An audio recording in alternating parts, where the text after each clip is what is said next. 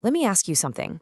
What would you do if your country, almost overnight, became the fastest growing economy on the entire planet?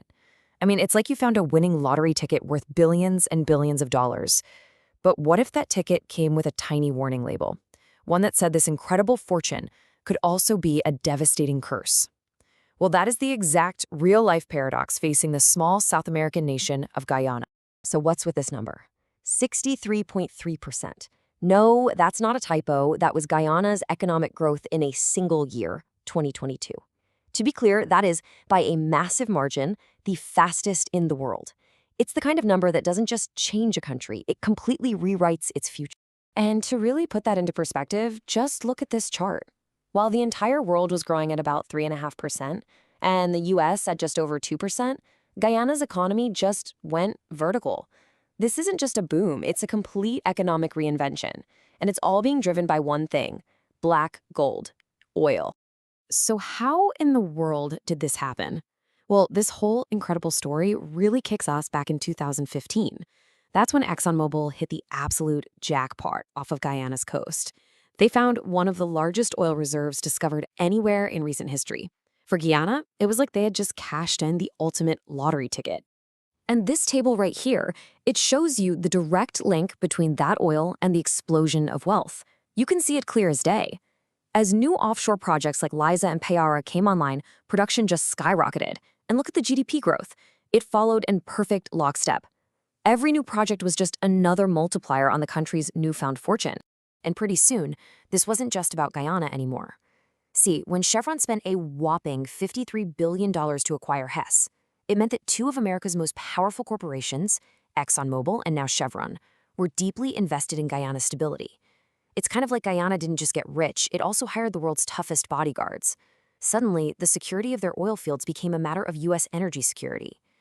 But as those billions started pouring in, some very strange problems began to appear back home. You know, winning the lottery is supposed to solve all your problems, right? But what happens when that immense wealth actually brings with it immense challenges? This is the paradox known as the winner's curse. And believe me, Guyana was about to experience it firsthand. Okay, so economists have a name for this. They call it Dutch disease. Now, I know it sounds complicated, but the analogy makes it super simple. It's like a lottery winner who immediately goes out and buys a flashy sports car, but completely forgets they still need money for gas, insurance, food. The new wealth is so overwhelming that it ends up starving all the other essential parts of their life, or in this case, a country's entire economy. And this slide right here shows exactly how that feels on the ground. While the national wealth, the GDP, was soaring into the stratosphere, the price of basic stuff for the average citizen was also exploding. I mean, the cost of chicken, a total staple food, jumped by 47%. So on paper, the country was getting richer, but for a lot of people, life was just getting way more expensive. And the symptoms of this curse were just popping up everywhere. The historic sugar industry, which used to be the backbone of the economy, basically collapsed as workers left the fields for better-paying jobs in the oil sector. This created a massive labor shortage, which then fueled inflation for food and housing. The situation got so bad that the government even started thinking about importing foreign workers just to fill the gaps. The lottery ticket was really starting to feel more like a curse. But just as Guyana began to wrestle with all these problems at home, a much, much larger shadow was looming on its border. Of course, with all this newfound wealth, Guyana suddenly became a target. Its neighbor, Venezuela, decided this was the perfect moment to resurrect a century-old claim to 2/3 of Guyana's territory, which, surprise, surprise, happens to be the exact area where all that oil was being found. All of a sudden, the curse wasn't just economic anymore. It was existential. And the situation escalated fast.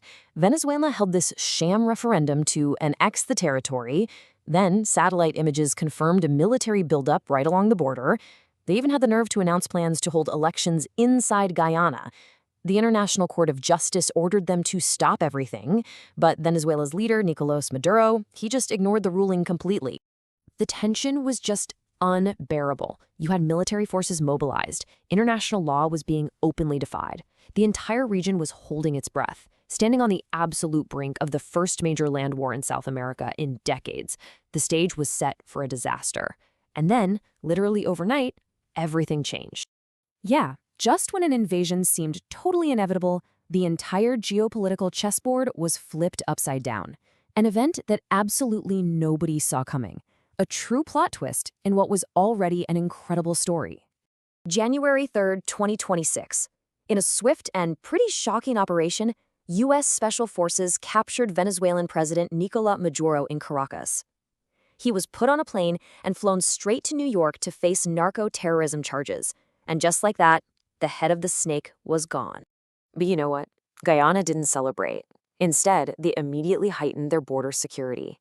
As the Prime Minister, Mark Phillips, very wisely said, a wounded animal is dangerous. See, with Maduro gone, Venezuela was thrown into complete chaos. The threat of a state-led invasion might have vanished, but it was replaced by something new, the unpredictable danger of a collapsing, totally unstable neighbor.